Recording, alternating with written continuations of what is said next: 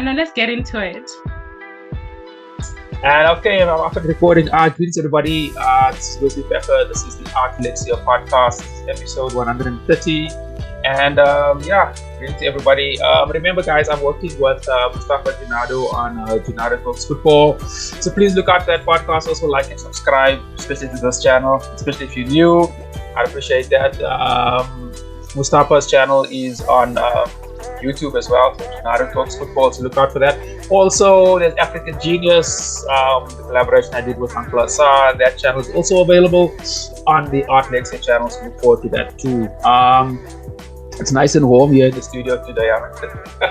I think it's probably touching 40 degrees in the studio. So if anybody that has air conditioners and stuff, we are like we're dying. We're dying. Yeah. It's been so hot. It's been so hot the past few days. Yeah, and man, let me introduce my guest. Like I'm doing with a very sweet, lovely Lerato Waga Matsomela, all the way from you in Pretoria now, but you're based in Cape Town, or you're studying in Cape Town. But are you back in? Yes, I'm based in Cape Town, and Pretoria is my hometown. Okay, so you in Cape Town right now, man? I'm in Pretoria. Cap City. Yeah, PTA, man. If you're new to this channel, Pretoria is a very lucky place, man. It's where you and I met, Wes. If you remember. Yeah, no, I do. The whole consciousness. Yeah. Until was popping back then. Yeah. We can actually start off there. Those were very cool days, and I really set the the pace in the direction of where I potentially ended up in. Because we were publishing, online.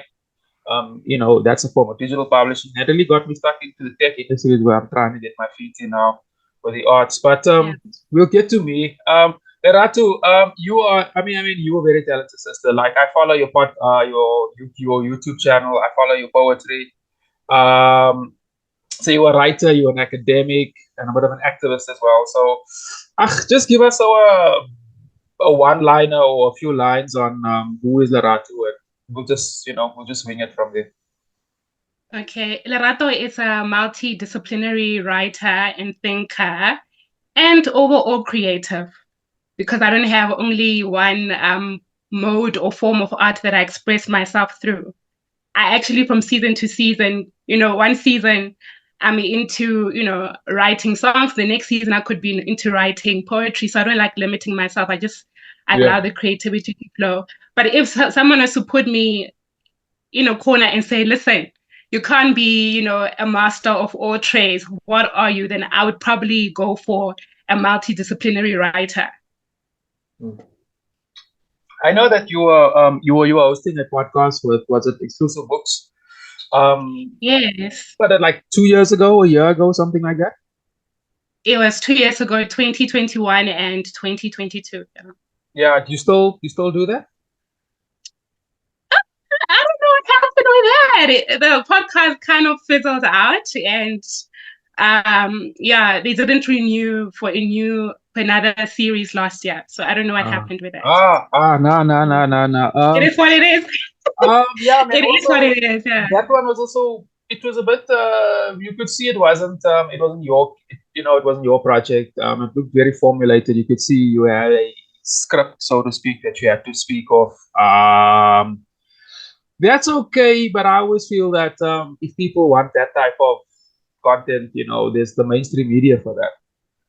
I don't think people don't access. Well, most people don't access podcasts for formulated stuff. But anyway, I don't want to sound like I'm dissing. But I must say, Wesley, that I did learn a lot from that whole experience. We never want to burn our bridges. So I am grateful for Exclusive Books, for affording me the opportunity. But I do agree with you that podcasting is still kind of like new terrain in South Africa. We're still trying to find our own sort of stylistic, niche. And for us, I think what works is mostly independent. We have our own brand. We could the whole, British podcasting style doesn't really work for us, I think. No. And I try to focus just on the arts, and on creative people in general. And I feel that there's also a bit of a niche market there. And there's so many people to talk on, and there's so Yeah. many people, artists and voices I want to give a proper platform to so they can talk about things that matter. I feel that, yeah, and that kind of ties into what Exclusive Books. Well, Exclusive Books kind of mainstream though, It and they is mainstream, usually yeah. focus just on a very selective few. I feel we've got so many creative people across, and so many people doing so many cool stuff, man. Thanks. Yeah, man. So actually, let's just jump into that. So, we were chatting, when we were scheduling this episode about things that you wanted to sort of talk about the whole thing about the history in the Cape, and sort of the I would say the let me just say the politics around identity, with regards to colored people, to the Khoi, and so forth and so forth. I thought that was pretty cool. I wanna give you a sort of set of I mean, there's a word for it anyway. Let me just start with it. So as you know, there's a sister that won a Grammy award just the other day, a colored girl, Tyla, won a Yes, Grammy for, Tyler. yeah, Shout out and to Tyler. she one of the I mean, I don't really listen to electronic dance music, but one of the stuff I heard from what she was doing was that she Yeah. was sort of advocating, or talking a lot about color identity to the US. There was one thing that, buddies of mine in the States were a bit confused about, that she was called a colored girl. They thought, oh shit, must be offended about this, mustn't. So Yeah. pretty much the point that we got there is that, Americans don't own a monopoly on racism. People were called different things in different parts of the world. So Yeah. I guess gave them another perspective. But that's the one side. The other side to it, I mean, she's in her 20s, or I mean, Mhm. she's still young. Um, One of the problems I have with identity politics is that, and it's only black people that do this, and this includes, black, African Americans, Afro Brazilians, and so forth. We always have comedians, musicians, and people like that being sort of leaders, of our culture, or being big spokespersons. I mean, you can look at the like of Dave Chappelle, for example. I mean, he's a comedian. Yeah. He makes people Yeah. laugh. That's his job. For him to talk, I mean, like, you can talk about all these identity politics, which is right, which is correct. I salute that.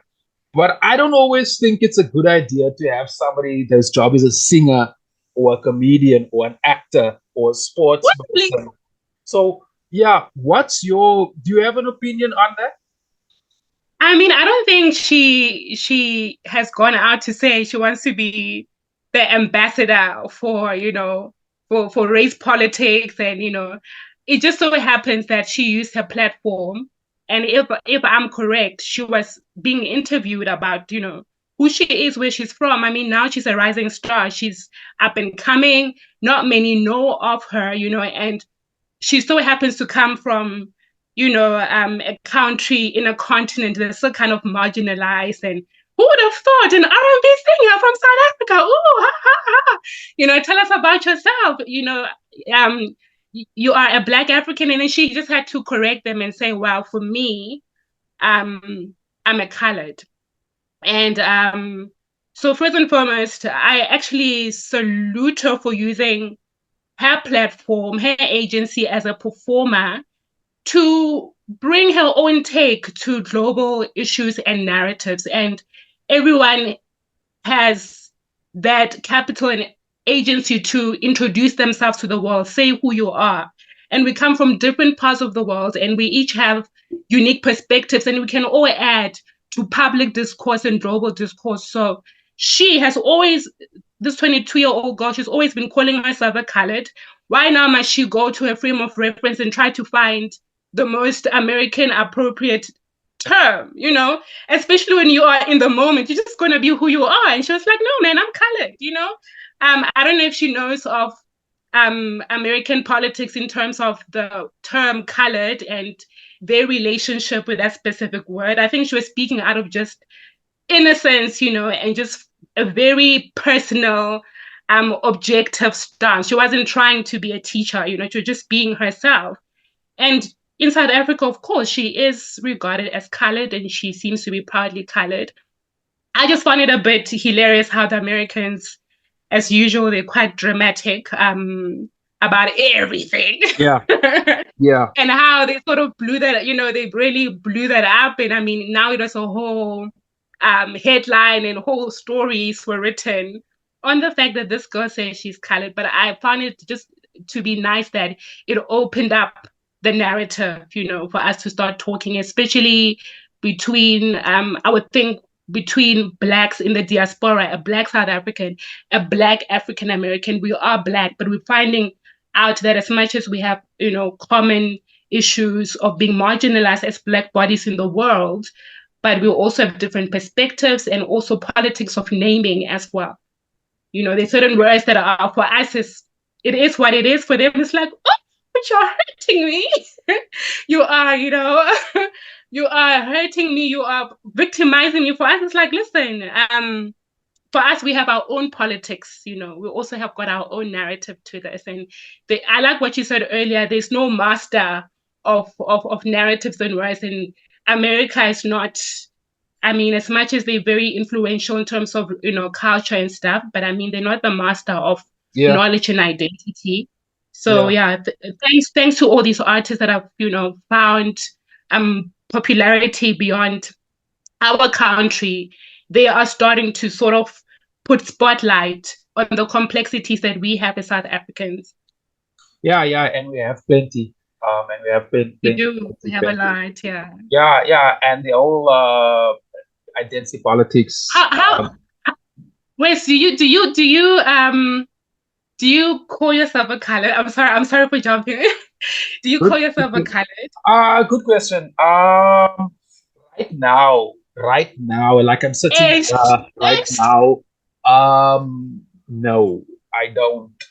Okay. But I'll tell you why.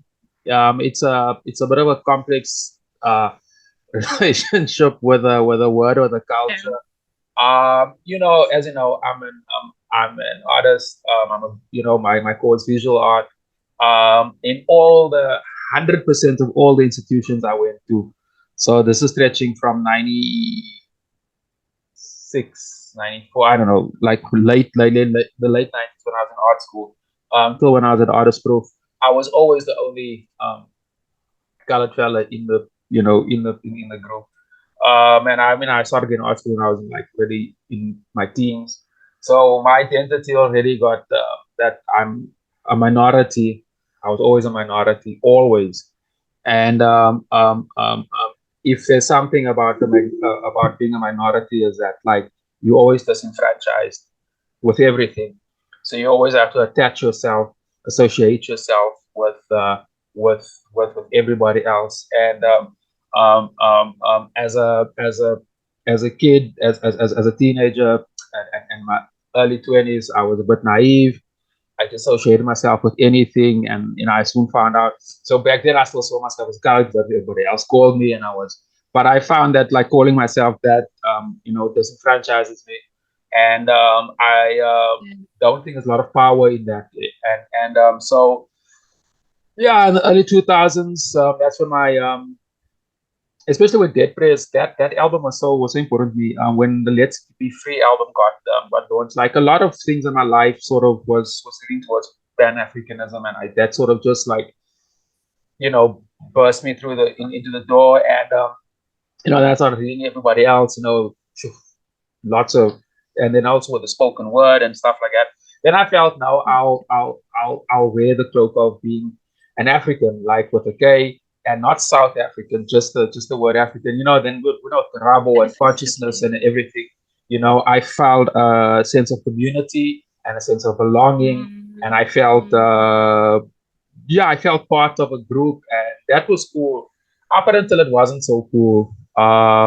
Because I also realized, like in the arts is like everybody eats off one plate. So you have like 100 people, and you only have like one pie that's got to feed. So there's this the way the capitalist system is set up, like everybody's got to fight over the small piece, and it's quite Mm. it's hectic. So what artists usually do is they they get into various collectives, and those collectives or cliques are usually shaped around some form of culture or some form of identity. And I always got excluded from that. And that also led to me get excluded from different gigs and so forth and so forth. And then because of my identity, there was a certain expectation of the type of art that I should do, and I don't agree with that. I feel I'm a different type of person. I'm not like that. This. Also around by that time, being the person I am and so forth, I tried to hell man. I even tried to produce a play with what's that guy, Dimitri Stefanis. Are We you serious? we had a I'd Philip rewrite Philip D. Tekotla to rewrite a very dope ass play about Stephanus, which I had. I was gonna produce it. I went to all these colored organizations and stuff, and it just all went flat, man. I didn't really like the politics. I didn't really like the way they spoke, to me or about me, and I don't want to really pick that because I don't really want to point fingers at anybody. I know I don't like to use this platform to, yeah, to point fingers and shit, right? Yeah, yeah, But yeah. that didn't work. I didn't agree with the way these organizations were working. I didn't like the way they spoke to me, and I just didn't like it. I think there's a certain anyway. I don't want to get too nuanced about it, but that didn't work out for me basically, and I've also been working, through years with various and relating to a lot of other creative, colors in the creative community. And one thing I always Yeah. found with being a disenfranchised a person is that whenever you are together, you always talk about being disenfranchised, and I think Yeah. that I just can't anymore. I don't feel I am that as a movie. So that's why I had to sort of give you I the, can the relate log to and that. log and everything so you understand. So for now, Yeah. I just call myself a South African, African. Okay, that's very generalized. Yeah. It says But generic I but as it I but gets. I feel where's what you're talking about, right? I can relate in the sense that I feel like for most South Africans, I don't know, especially I would think in my generation as a millennial, we are so fatigued, right? Speaking about identity politics, we are fatigued. We are Ooh, fatigued and I already agree. are battling with so much because we know we were almost sold a dream. We're told that you guys are being schooled and you are entering the job market at a time when South Africa is this beautiful rainbow nation, and lo and behold, the country is going through a lot of corruption. The country is captured and still uncapturing. So because of all those burdens, the hustle, and some of us, we have like background, issues, especially being like the second generation of blacks, Yeah, of people who are, went to university. There's so much that we carry on our shoulders, right? So our parents and grandparents had to carry, the struggle, but we have a new kind of struggle. And I I like the fact agree. that you touched on, being from this, capitalist plate, and it's a lot.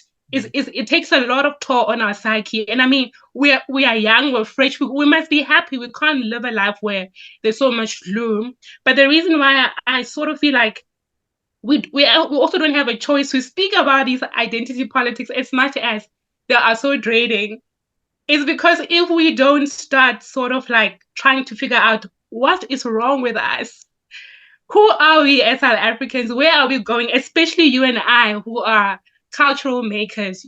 For you and I now, we are talking. It's so natural to talk. It's so natural to express. We have so many, we are well acquainted with our history, well, in a healthy sense. Because, like we're saying a few minutes ago, there was a time in our lives about a decade ago where we're hanging out the whole consciousness crew, and it healed us. It gave us confidence. It gave us understanding of who we are, and it translates even to our creativity. Look at your podcast, what you're doing now. Yeah, But man. we take it for granted that not everyone is like us. We cultural makers, we entertainers, we artists. Yes, we need to take care of ourselves first. I do agree with you on that. We got to find our own happy. we gotta push our own, life. But it's also important that we also bring these very uncomfortable narratives to the fore. And I that's why I agree. think for me, there was a time, especially after consciousness, I disappeared. I was like you, as much as I'm very beautifully Pan-Africanist, I was like, I don't want to be deep. Don't talk to me about any Pan-African. I just want to be, I just want to be. Whether I have an afro, I don't have an afro. Don't judge me. I just want to be. That was the most liberating time of my Yeah. life. Why? Because I had to unburden, as much as my ideals will always be very conscious, very Pan African, but I just had to also remove the load of sometimes trying to be too radical when it comes to things. And I think that's why now I've gravitated back to, yes, at the end of the day, I am very much Pan Africanist, but I can come back and then start talking about these things again. So I feel you for the fact that talking about colored politics and things and what is being a colored is it can be really boring and daunting because you've dealt with it. You get what I mean? You've dealt with it. But I have seen being from Pretoria, having relocated to Cape Town, there's a lot amongst the colored communities, and I've made a lot of friends, and it was eye-opening even for me as a South African because I really got to understand just from uncovering so much from their stories that my goodness, we don't know our country, we don't know our country's background. And I also realized I started asking myself, how come we don't know enough about this people group, which are who are very different amongst them, but for some reason they've been put in one group as color group. How come I, as a Black South African, don't know enough?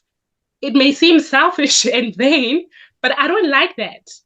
I really don't like it. Took me going to Cape Town, going to the Ezekiel Museum to understand.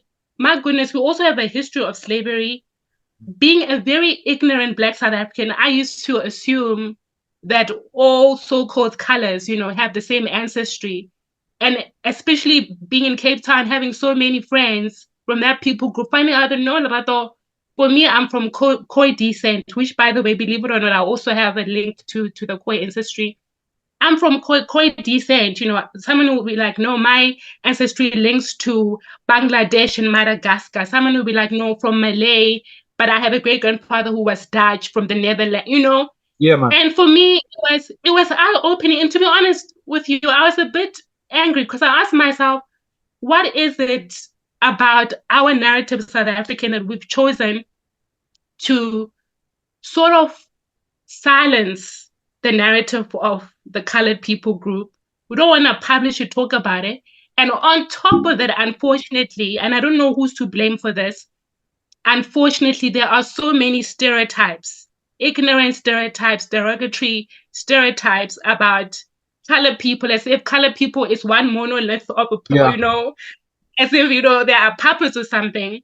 And for me, of late, I've been thinking that, it may seem trivial, like, forget about it, we've got bigger issues, we've got looting in government. But when I do consider, especially when it comes to the Khoi clans, that these are the native people of South Africa, like it or not. You like it, you don't like it. It is facts. It is facts. They are native. The Khois are the native. We even have, as part of the coat of arms, Yeah. we have, I don't know if Yeah. it's the Nama or the Griqua. Yeah. And then for some reason, you will not even acknowledge them within South African history books or within the narrative of our heritage. You don't even include one of the languages as part of the official languages, which disenfranchises the group from getting, Yeah. from getting privileges. So for me, it may seem like a topic or narrative that is very trivial. But when you see that a country is going through a lot, sometimes you gotta be like, we gotta stop and say, who are we as a country? Why do we have problems with xenophobia? Who are we? And I'm also very passionate about our history, that we have to really start putting spotlight on. We need the whole history, we need the whole truth.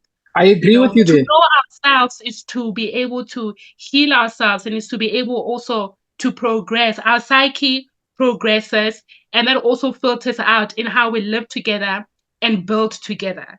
I agree with you there. Like we need to know each other's history for sure. for sure. And there Mm. is I mean, there's a power. Uh, one certain group was in power, they usually exercise their thoughts and ideas and so forth. And I do feel that like we have an election coming up in a few months, and Mhm. especially in the Western Cape, because they know there's a lot of value in the colored vote. So now they're gonna sort of like use this cosmetic pop politics to sort of like speak to the Yeah. people, that activate some form of a form of like, I don't know, activism. I don't. It's not even activism, Yeah. which doesn't work. We don't look at each other's history, and we don't see each other as equals, and that's just a fact in this in South Africa. And anybody who's listening to this podcast who's worked in any sector, especially the arts, will know that for sure. You can claim that you are not this or not that. When it comes down, when they're choosing somebody to do, there's gigs and so forth, your race and your gender is a big factor. That it matters. It matters. It's just a fact. It Yeah. matters. So you can think what you want, whatever it matters. And you are correct. Like we don't speak enough about it. I've actually been very reluctant. I mean, this is my 130th I can feel episode. it. Like, I know you want it out. I'll tell you, man. I know you. No, but That's a respect, personal. Wes. You gotta stand for what you stand. You gotta stand for what you. And if you feel like, listen, I'm over it. We are over it, Lerato. Thank you for You were saying earlier, the fight you for sort of like we left go hand over and it. say, I'm free. I'm okay with that. I thought I could do that. I thought I Sure. could. But my brain is so programmed. Like when I'm making any form of art, when I'm putting together those uh those building blocks, those things just come to the front. Subconsciously, I don't even prompt it. Like even if I'm just drawing, I have these birds and all these things that I draw and I make. Yes. Oh, I They love. all to do with. Do you still draw drafts? Do you still draw drafts I do, I like do, I do, I Metropolis? do. I have to. It's kind of like my thing. People Yeah, recognize I that I make know. money off of it. It's kind of fucked up that I've got to like reduce everything that I do to a but anyway, No, bruh. No, the arts is such a complicated thing that once you that's find a your. formula, you've got to stick to that, and we You can don't actually have talk to. about that. We can actually talk about that because I do think that there's, yeah, I understand the value of it, of course. But as an artist, you're a creative person. You can't expect a creative person to do the same thing for like 20 years. No. I mean, you're gonna mess the person up. And once with a creative brain, I don't think it is so rooted to work a certain function. It is almost impossible to make it work in another way. And I think the powers that be are very well aware of that, which is why Yeah. after COVID, hey Lerato, like seriously, man, who was it? Some white dude said, the height of insanity is doing something over and over and expecting a different result. I feel that the way the art's working, I can't work in that system anymore. I haven't even been making any art. These are just doodles on the wall here. I haven't Are been you still making. working? Are you still working in? Are you still indie? I oh Um have you um are you in the um um industry now? um, um I am signed to a gallery, but they don't do shit for me, and I haven't heard from them in a while, and I'm I not even I reaching know out. what's you know being a Pan Africanist, I'm Wesley, not we must be very really. careful because it's not easy for us to submit in industry.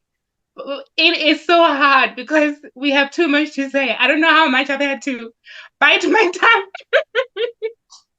and I'm like, and there comes a point actually you start feeling like you're going mad because you know that you're supposed to speak. It's like a burden. It's like a little on your shoulder. But because now we are grown now. So obviously the pressure of I have to pay my rent. I Yeah, I've gotta got to make. yeah. Is what causes us to gravitate back to the 9 to 5. But if you are a born and bred artist, it is hard. Stuff. It's tough. It's It is tough. tough. It's But to a really, great really extent, you have to sort of like shed or lay down a great part of yourself and and that conform and that is and that model. you can't just take that part and put it in the ground and expect it to behave. Yeah, You can't expect people to do that. Also that also adds to another thing is like artists who do that needs to do something to themselves to keep that things expressed. And that's when either food, sex, drugs, all of the above, uh, and all these other crazy things that you put even on top of that comes into play because you need to do something yeah, to keep that thing suppressed, and that messes you up over the long. I'm doing this now for over 20 years, and yeah, I've reached to a point where I can't. I've realized that this is how I am. This is da da da da da da. But I had to pivot, and I actually do want to sort of talk a little bit about that.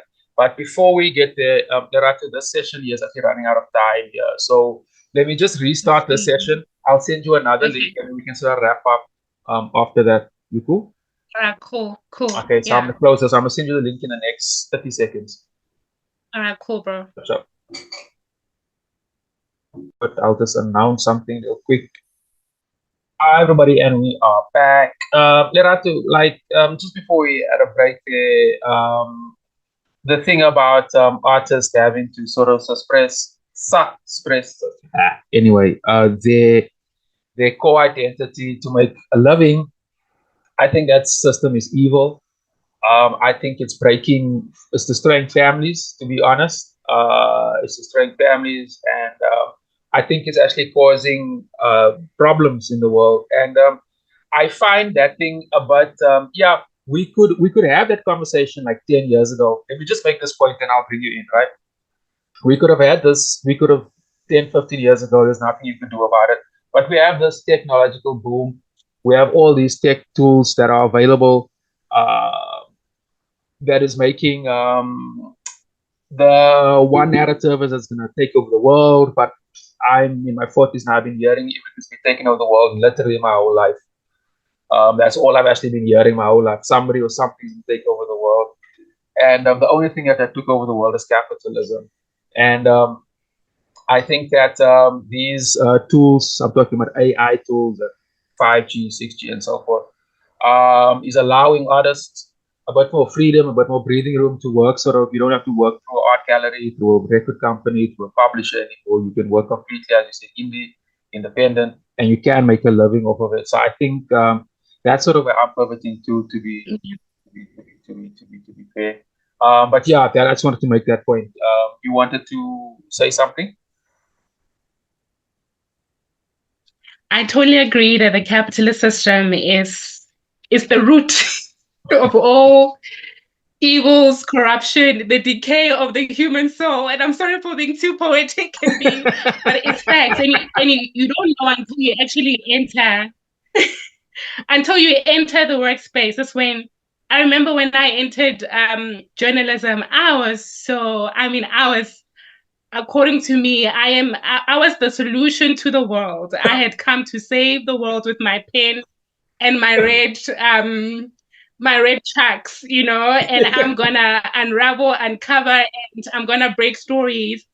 And then you actually find out that at the end of the day, even with an industry, the media news industry that is supposed to purport, the most highest of human missions and visions, to be, such as being watchdogs of a society, uncovering truth and enlightening the masses.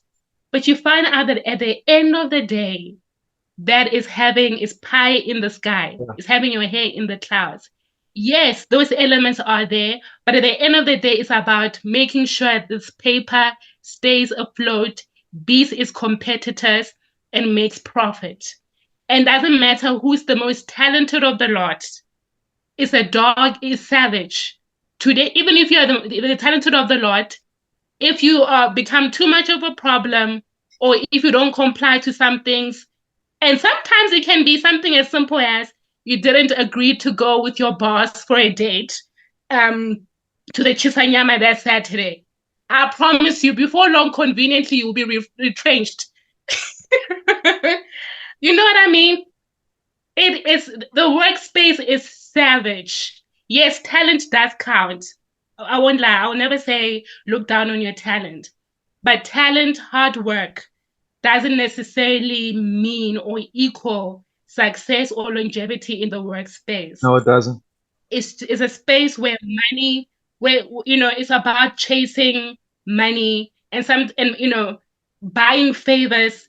I think for South Africa, especially because our government is so unstable, it reflects also in workspace dynamics. People um people trying to stabbing someone in the back. being a young Being a young woman in the workspace is something else. Yeah. Is something else.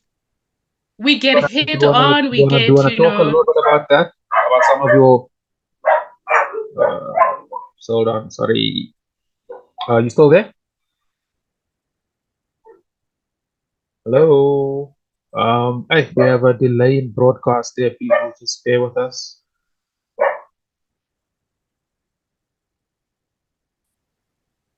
There was a bit of a delay there. So I was gonna ask you, we were talking about the woman in the workplace. I was gonna ask you, wanna a little bit expand a little bit on that? Or is it something that's a bit too sensitive? how can I even, sometimes you ask yourself, is it, but I think for some other sister, maybe I should say something. For a little young, little slave queen there who's graduated last year and just got employed. Okay, now in fact that I mentioned slave queen, I have a problem with slave queen culture. Yeah, Y'all yeah, can yeah, beat yeah, me, yeah, yeah, y'all yeah. can hate me. Okay, I always try to look at the positive side of things. The positive side is I love when as women, we find our power in the world. I love when women take care of themselves. I like when women don't, create own opportunities, right? So there are some ladies that when you look at them, you can assume they're slave queen just because of how they groom themselves, but not necessarily so. But when I speak about the slave queen culture, I am specifically talking about the trend in South Africa where younger ladies, who work from the morning, they rise and they go to gym. They gotta get the stomach right. They gotta get the booty nice and plump like a plum. And they're all chasing to get themselves a nice blesser who will take them to the Dubais and to other places and give them a nice, healthy bag. And their job is to find a photographer who take pictures on the yacht or wherever they are, and they on hand makeup artists and post pictures on the gram. And the gram makes the money, the blesser gives the money, and it's a whole slay queen machine. So I'm talking about that. I'm not talking about ladies with weave. Slave queen is not. It's not about a lady with a weave. So Yeah, let's not really look down on ladies because of the choice yeah, of aesthetic or dress. yeah, But it's more just that culture, and to say that I finance my life, by using my body as capital, my body and my time, because obviously I have to be your trophy wherever you go. I'm on hand at your beck and call whenever you need me to come and meet you, Mr. Politician, to come meet you at the hotel, because now there's a Sona address in Cape Town. And you need somebody who will go with you to the after party, then you can fly me, Mr. Politician. I will fly over there. I'll make sure I've got my wardrobe right, my makeup will be right, and I'll be your little, honey bunny for the weekend. And you can smash as often as you smash, as long as you make sure that I have my 100,000 rand in the bank before the weekend or by the end of the weekend. And meanwhile, I don't declare this thing to the whole world. To the whole world, they just see me. Um, I'm an HBIC, a head bitch in charge. I got my bag. I'm in my yacht. I got I'm creating my opportunities, but you're not telling us who's Mr. Sponsor. telling us what you know. So it's more that it's very it's actually it's like a paradox, because here's us, championing women in this day and age being their bosses. I mean, I'm all for that. I'm all for that. I'm not saying now we must look down on ourselves, but also we're still tapping to, funny like stereotypes that we've been fighting against for so long, being seen as sexual objects, being objectified and all of that. But now it's been sort of reappropriated or inverted Yeah. that. But I'm the one who made the choice. I'm even making sure the body, I'm the one who made it. It's transactional. I get something in return. And it's so confusing. It's a paradox, and at the end of the day, it's supposed to be empowering, but I wonder if it is. I'll put it as a Not about. question. I don't want to be beaten up somewhere, Wesley. So rather, let me just put it out as a question. Maybe your next guest will.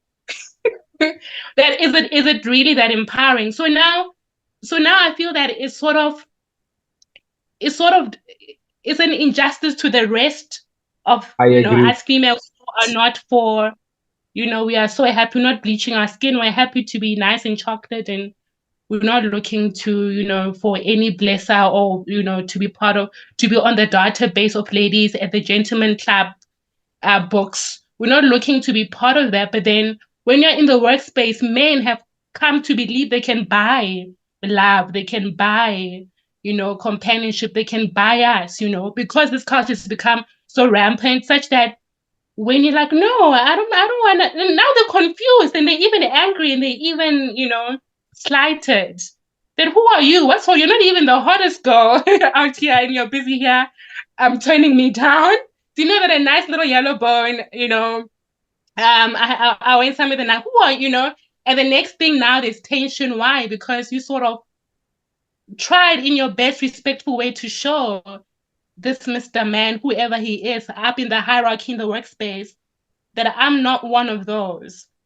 You know what I mean? So I'm not one to say that. I don't want to look down on anyone out there, because I know some of these ladies have used that to really empower themselves. After like a nice 3 year slave Let's look at stint, the they leave. let's look at the But word it's like empower. Sorry. Finish up. Sorry. Finish up. no, I'm saying that there are some girls who have really, and by the way, I'm not advocating for it, West, but there are some girls who've taken this slave queen stint to get themselves a nice bag, and then they dip to go do something worthwhile. You know what I mean? But I'm not advocating for it. Neither am I advocating for porn, because porn has also become an industry that ladies have entered into to help their families and whatnot. Yeah. So I don't want to sort of speak down on anybody. I don't know. We all have different stories, but I will never reach a place where I will say that this is a viable route to live, Let's viable just. route to take to success. I get what you're saying. It's an injustice. It actually, hey, I get your point. I wanna raise a point there. It's funny that when we want to talk about slavery and so forth, the word empowerment comes forth. Like women are empowering each other. I'm doing this to empower myself. Don't you think there's a bit of a problem just with the grammar, just with the language? I mean, is that a sense of yeah, empowerment? I don't really think so. I think, as a guy, I love African women. I love everything about a woman, from the hair, everything, right down to everything. hey, There's, there's I think there's, women are designed to be beautiful. There's nothing unattractive, I would say. So I find it always weird that in contemporary society we always use empowerment. Yeah, sure. Capitalism disenfranchises and disempowers minorities, women, and so forth. Yeah. There, the argument is completely valid. So I would use empowerment there to, if some sister is studying further, I don't know, working for, but to yeah, makeup and hair, I don't really think that's empowerment.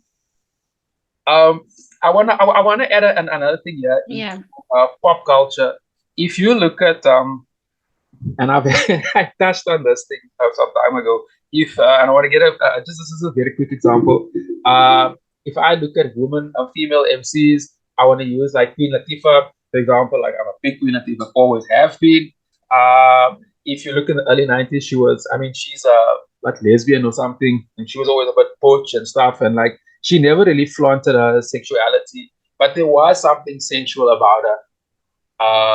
They actually quite a bit, especially in the early 90s. About Queen Latifah. Yeah, especially when she went to the more jazz route, the more vocal. There's Okay. something very, very sensual about the body and the way she moves and stuff like that. But it's not necessarily a sensual or sexual image that she was projecting.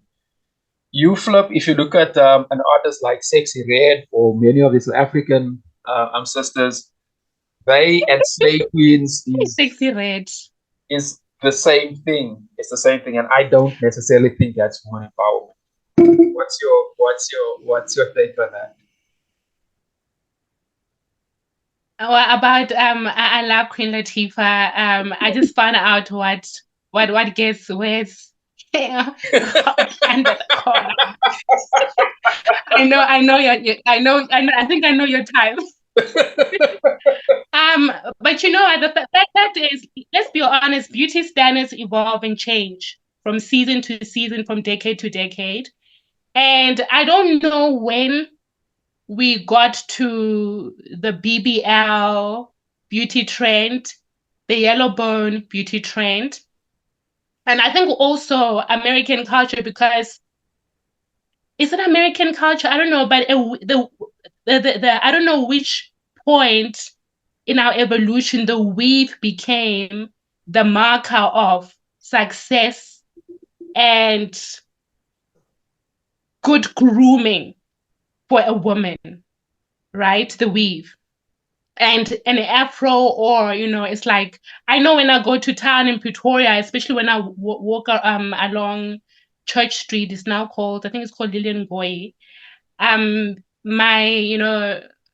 Congolese aunties, Nigerian aunties, they'll be like, my friend, come, let me do your hair. And when I say to them, I'm okay, they'll be like, it's not fine.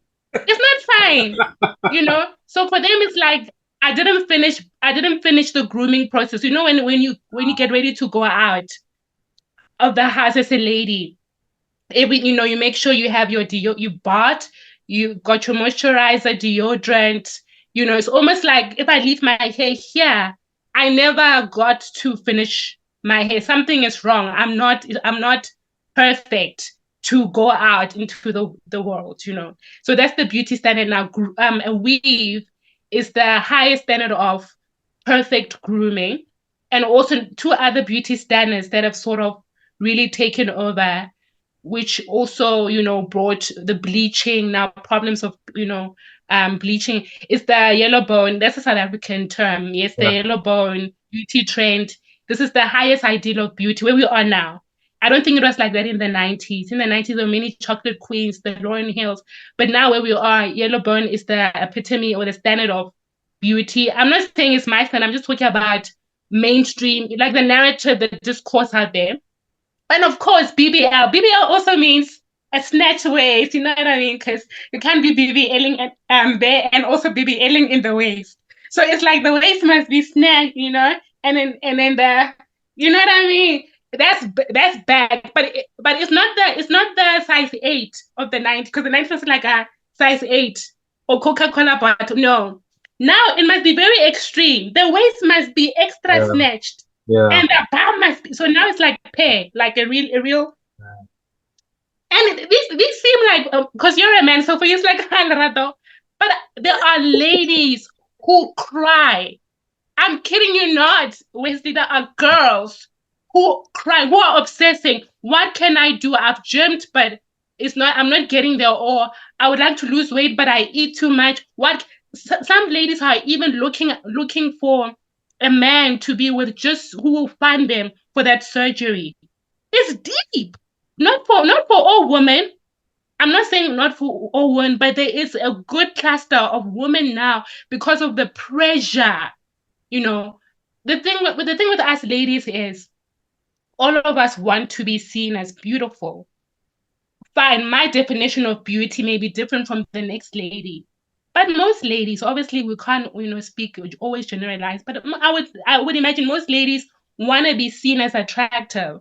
You know what I mean? So for younger ladies who are still gullible, growing up in the world and the pressure, social media also is bringing another dynamic, especially for Gen Zs who are growing up. My niece is always on TikTok. I mean, the one time she had a nervous breakdown and we said, "What is your problem?" And she said, "I so want to be hot." We're like, "Girl, you are so cute. What's your problem?" And she was breaking down. She felt that no, but I'm not pretty enough. Why? Because she's just looking at all these people she's following, not bearing in mind that there's filters and things in play. They obsess about it. Some of them get even mental health issues of it.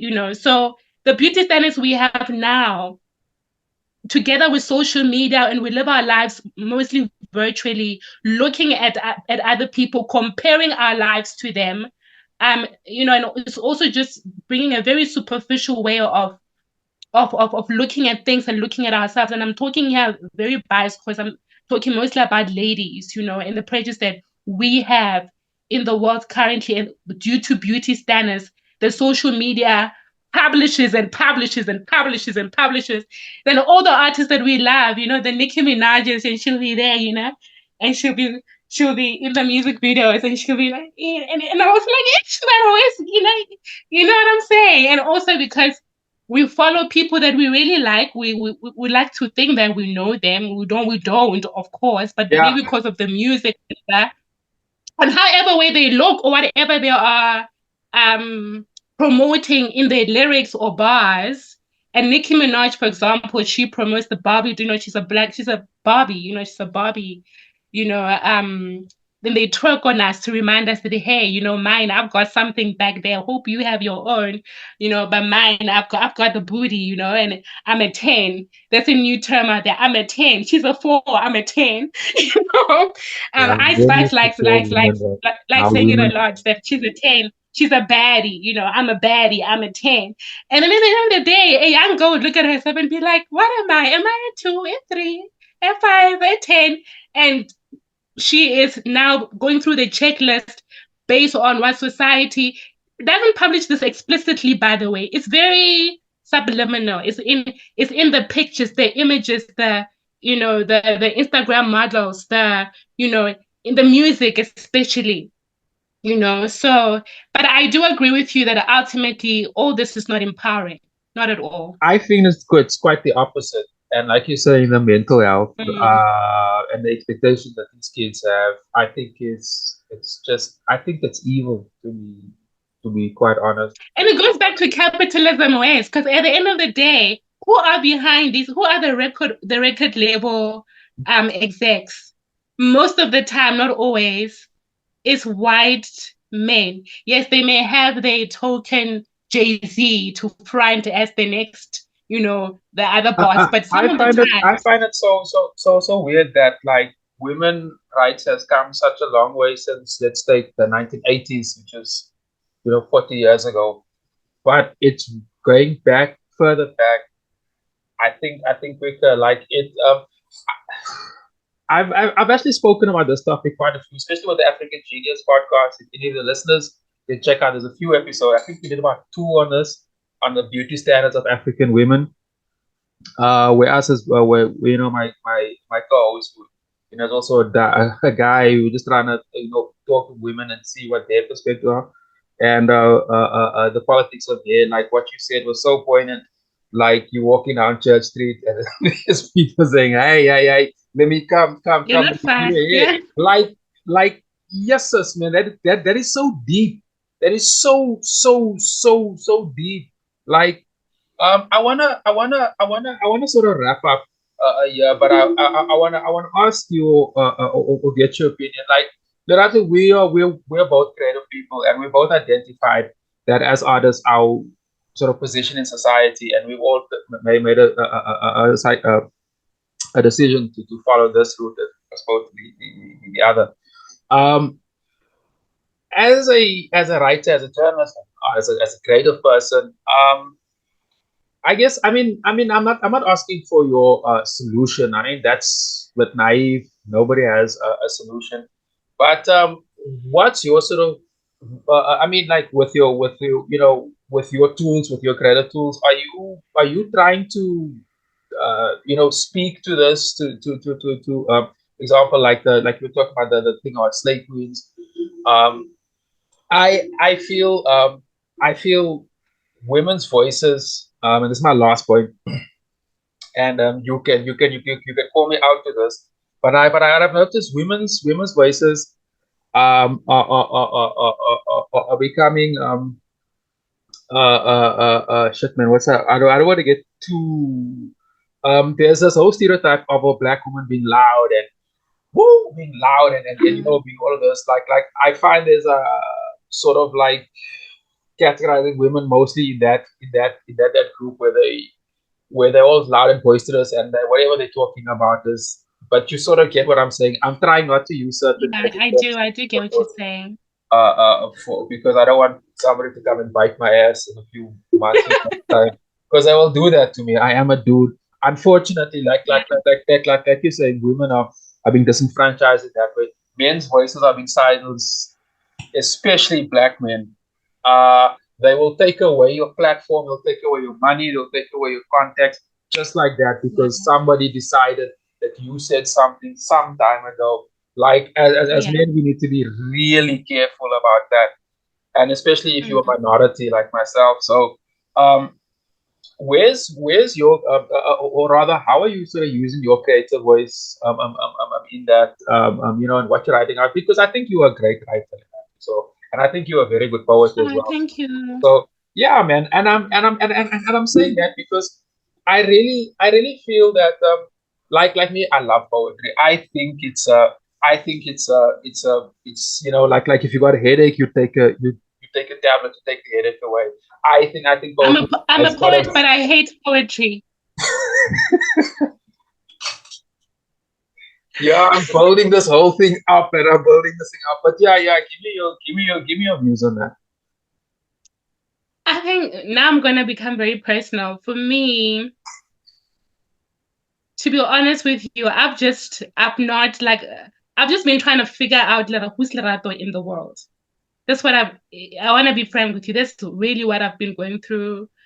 I would say the past 8 years, 9 years or so, just like having to deal with my own inner, demons and stuff. And I think it happened when I fell pregnant. Um, because before then, really, life was like, oh man, let's turn up, let's love. And I was radical about it, everything. And I really had no time to listen to nobody. I was the voice of reason, and I was young, black, and you know, proud and talented. And like I said, having grown up, being a born free and having been told that the world is your oyster, I was living there. So I really was. And then when I fell pregnant, there were many things personally and intrapersonally that sort of made me quiet down. And it so happened that I was very isolated. People that I sort of had called friends, they kind of disappeared. And I came to Pretoria because I was in Cape Town. I came back home in Pretoria. I think God, the universe, however you look at it, had sort of, colluded to say that Lerato might just be still. Because I was all over, street culture, street photography. I mean, especially as creators, right? We just want to try everything, do everything. There's nothing wrong with that. Yeah, But I think there is power in coming to a place where you really find peace and really get to know yourself more.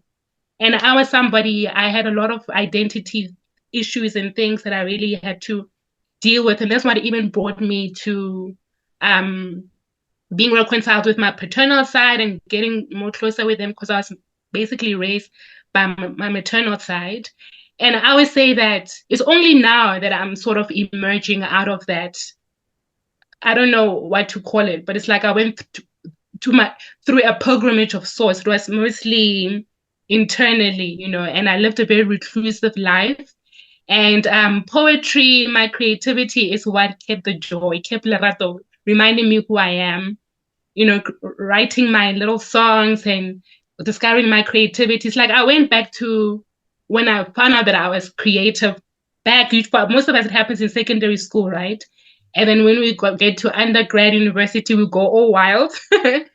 And the thing with being a creative is your whatever your talent is, whatever your creativity is, you do it for enjoyment, you do it for entertainment. I would think most people do it for that. But there's such power in being an artist that sometimes this art comes back and speaks back to you and starts to heal you and starts to unravel things in you. You're not looking for to be deep, you're just creating. But when you get deep into the creativity, you start asking questions, many things unravel. So that was my journey. I was unraveling. It's only now that I'm really now knowing who I am as Lerato, I know my identity, my background. I'm coming out and I see how it influences how I use my art. Because before it was for vanity's sake. And by the way, there's nothing wrong with vanity. We all got a vanity has got its healthy doses. Yeah. In fact, if you're a rapper and you don't have if you're a rapper, you don't have some vanity, probably your bars are whack. I mean, we all have vanity, you know, but what I'm saying is I was living only for that, you know. I was living only for that. But now I'm more intentional with what I write about. I don't know what it is. For a long time I was and something that I had to ask myself, why is it that I always am kinder to dudes than to ladies? I was kinder to dudes. I hang out with dudes, you know. I hang out with dudes, and I really didn't feel that I want to champion anything that has got to do with females. It's just people out there who would call me a feminist because you know how they like labeling us artists and stuff, and you know they'll give us these titles and tags. But to be honest with you, Wes, I never called myself a feminist, and neither am I saying that I'm not a feminist. I'm just Lerato. Usually what I write comes out of testimony, what I've gone through, what I've been through, and also what I see, because I'm somebody I think I've got, you know, I spend my life usually looking at the world, looking at what people are doing, pondering on it, and it will manifest in a song, or it will manifest in some very conscious writer and creative, you know. That's why, because I'm tapping into music. That's why it was always hard for me to try to go mainstream because whatever I do, I always feel like I must teach something or talk something or enlighten something. So it's not easy for me just to entertain. But now I feel like I'm more authentic because now I know myself more and I know myself deeper. I do feel that I can do something more to you know to empower, or I don't know, when it comes to writing about women or for women. I've always had a passion for, you know, the stage of adolescence, which is usually age 13, young woman, like from girlhood to womanhood. It's such, for me, that's the most tense, the most complicated part of my life. So I'm very passionate about that journey from girlhood to young womanhood. I do have some poems that touch on that, do have some pieces of prose that touch on that. But now that I'm a woman, I'm in the flower of my womanhood, I don't write as much about it. But yeah, I don't know. I think now it's more about, look at me, I'm my own woman. Well, on that, Lerato, thanks. I'm just enjoying my own femininity right now. Yeah. If any of my listeners wanna read some of your work, where can they get hold of that? So, you know, social media handles and so forth. If you really want to read some of my work, my Facebook. Not only do I post some of my poems, but whatever my moves are, even if there's a link, for example, to my YouTube channel, I'll probably put it on my Facebook timeline. So my Facebook, I don't use it really to socialize. For me, it's like a networking. It's like an announcement page for me, kind of. Yeah, man. Yeah, my timeline. So this way, you follow my Facebook, you always know what I'm up to. And if I have other social media handles, you'll find them on my Facebook as well. Yeah, for sure. And to the listeners, yeah, check out Lerato's YouTube channel. There's a lot of good stuff there. I will paste all those links on the bio, the write-up on this episode. Cool. Lerato, thanks a lot, man, for sharing your I think we covered some really interesting stuff here. Everything from exclusive books to identity politics to women empowerment. People, a lot of cool things. Thanks so much, man. It's like I Thank you reckon I, too. I reckon it's like 45 degrees inside here now. I'm I love you, the background. I love all the pictures. It looks like a thank one you, man. extended mural. It is so dope. I'm not Thank you. seeing any dabs. Funny enough, I'm not seeing even They one are. dab. I will show you. But Oh they tiny. So yeah, these are just yeah. these are just doodles. I haven't been making a lot of art actually for the whole of last year, and there's another reason behind that. So I've just been doodling and doing small and little concepts and ideas, and I'm working towards something. And You've just been cooking. You're not ready to dish out. You're just cooking, yeah, cooking. that's a good way. A good way of putting it. I've got a plan leading forward, and that's also why I wanted to talk to you. See where you are. But the one that surprised me was I didn't know that you have playwright as one of your interests. That's why earlier when I was I like, um um um um you know, I actually spread myself pretty thin at one point, where I just know so many dope ass people doing so many dope ass things that at one stage I just involved myself in everywhere, and I think I spread myself a bit too thin. I very much has tunnel vision since COVID, and I've changed a few things personally. I mean, my life has changed dramatically since COVID, actually. But I've just tunnel vision a few, which is why I'm running out of time here. Which is why I wanted to talk to people like yourself and others who sort of works in multiple mediums and uses their voice and has a voice in multiple. So there's method to my madness here. I am yeah, working on a sort of plan, and you will hear from me again. Um, Unfortunately, the one yeah. thing I'm doing is taking way too long. But I'm meeting these cats on Wednesday, actually. Fucking hell. But, I don't even want to mention it on this platform. I just think it's taking too long. But you will definitely hear from me in the course of the year. There's a, there's a, Cool. there's a vision, let me put it to you. And yeah, that play, I will actually, shit, man, that was. Oh, I just remembered now. It was quite a thing, and we were looking to do it. But anyway, my sister, it's gonna unlock something that I would rather want to keep quiet for now. But you will hear from me. Lerato, Okay. thank For you next very much time, for yeah. coming to my sister. I enjoyed the energy. I enjoyed the love. I enjoyed everything. It was really lovely. I will publish this episode this week. I was probably working on it today. I see I still have power, so I'm gonna work on the episode right now. Actually, because I Cool. don't know when they might take our power away. Um, you have a smashing day, man. And to my listeners, remember, guys, if you like this Thank you so channel, much. smash the like and subscribe button. I would appreciate it a lot. Lerato Waga Matsomela, my sister, have an awesome week. Much love, and you will hear from me in the course of the week. One love. One love, my sister. Ciao, ciao. Bye.